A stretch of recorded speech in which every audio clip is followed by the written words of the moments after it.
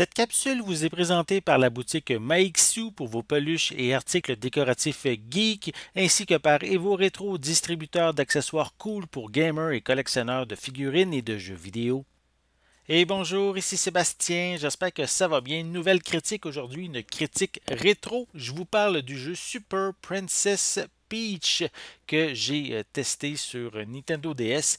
C'est un jeu que j'ai quand même depuis plusieurs années dans ma collection et j'y avais jamais joué. Donc, je me suis dit, c'est le temps de le faire, surtout que le jeu, le 27 février dernier, a fêté son 15e anniversaire en Amérique du Nord.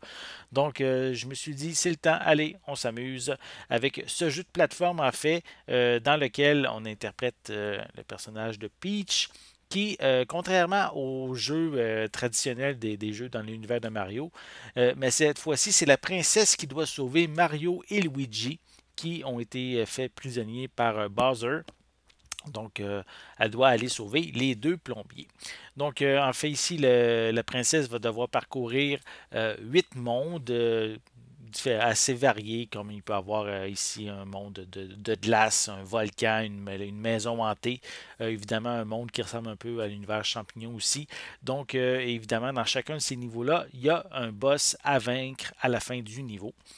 Donc, pour traverser justement ces niveaux-là, la princesse va avoir des émotions, en fait, 4 types d'émotions qu'elle va pouvoir utiliser pour traverser les différents obstacles qui vont être devant elle. Premièrement, elle a l'obstacle, plutôt l'émotion de la colère qui va lui permettre d'avoir une genre de grosse boule de feu autour d'elle. On a également la joie qui, elle, va permettre à la princesse de s'envoler, de tourbillonner également sur elle-même.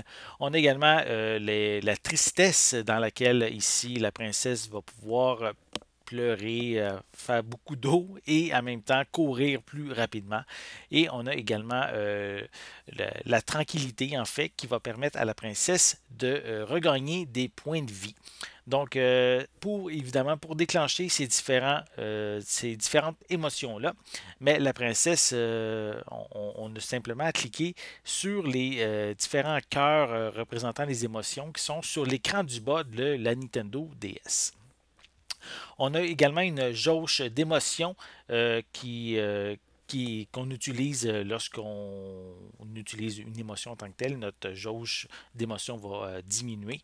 Donc, ça permet aussi il faut quand même gérer aussi la durée des émotions qu'on utilise parce que la barre de vie peut descendre assez rapidement.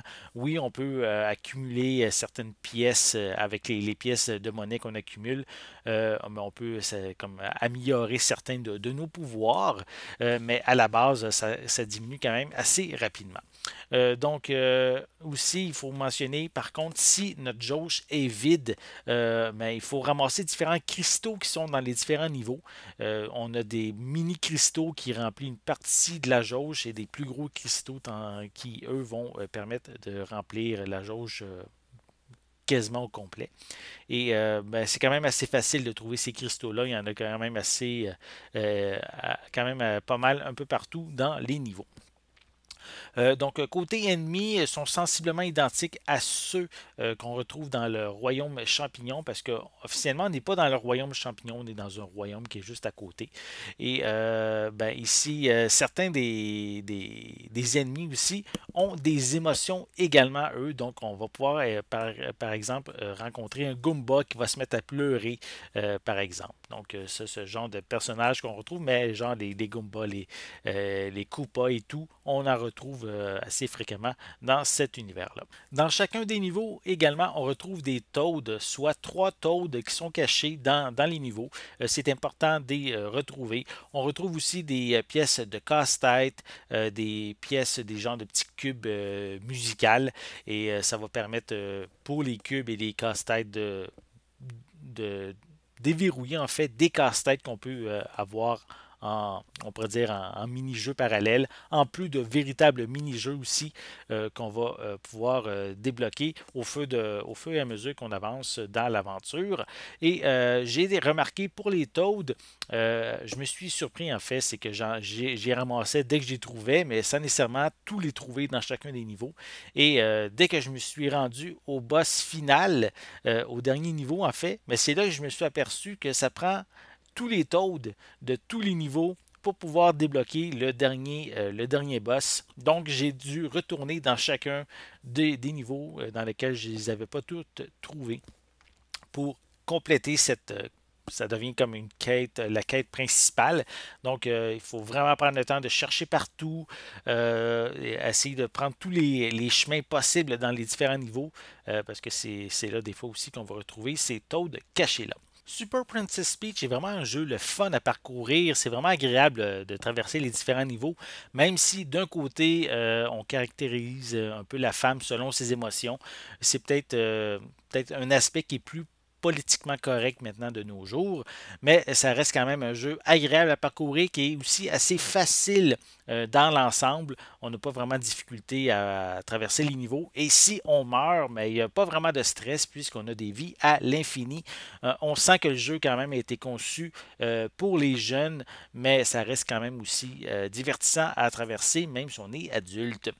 Donc la console aussi, malheureusement, n'est pas très bien exploitée, dans le sens qu'on utilise à 95%, je dirais, les contrôles classiques d'une manette, et le 5% qui reste, c'est pour des petites séquences par-ci par-là où on doit utiliser le stylet ou même des fois, quelques rares fois, le micro de la console. Mais sinon, ça reste un jeu assez classique dans l'ensemble qui aurait pu être sur différentes consoles, pas nécessairement rien que sur la Nintendo DS. Pour les graphismes, ils sont en 2D. Les ennemis, les décors, c'est très coloré, c'est très mignon aussi dans l'ensemble et c'est très agréable aussi pour les yeux. Donc, au final, Super Princess Peach est un bon jeu qui m'a procuré quand même beaucoup de plaisir et qui utilise des mécaniques un petit peu différentes avec les différentes émotions, contrairement au jeu classique de Mario. Je dirais qu'il faut prévoir entre 10 et 12 heures pour parcourir l'ensemble de l'aventure, pour la compléter. Je trouve que c'est quand même une durée qui est quand même ici correcte. C'est pas non, le jeu le très très long non plus, mais si on veut vraiment tout découvrir, faire tous les mini-jeux et tout, on a quand même pour quelques heures supplémentaires. Donc, pour moi, je trouve que Super Princess Peach, si vous aimez la Nintendo DS, si vous êtes un amateur de collection, c'est évidemment un jeu que je vous invite grandement à vous procurer pour l'ajouter avec tous vos autres jeux Nintendo DS. Voilà, j'espère que vous avez aimé cette vidéo. Si c'est le cas, n'hésitez pas à mettre un pouce en l'air, à laisser des commentaires. Dites-moi justement, avez-vous déjà joué à Super Princess Peach? Si c'est le cas, avez-vous aimé? Avez-vous détesté? Laissez-moi vos commentaires en dessous de la vidéo. N'oubliez pas non plus de vous abonner à ma chaîne afin de rester à l'affût de mes prochaines capsules. En attendant, je vous souhaite une bonne journée, une bonne soirée et je vais être de retour très bientôt. À la prochaine!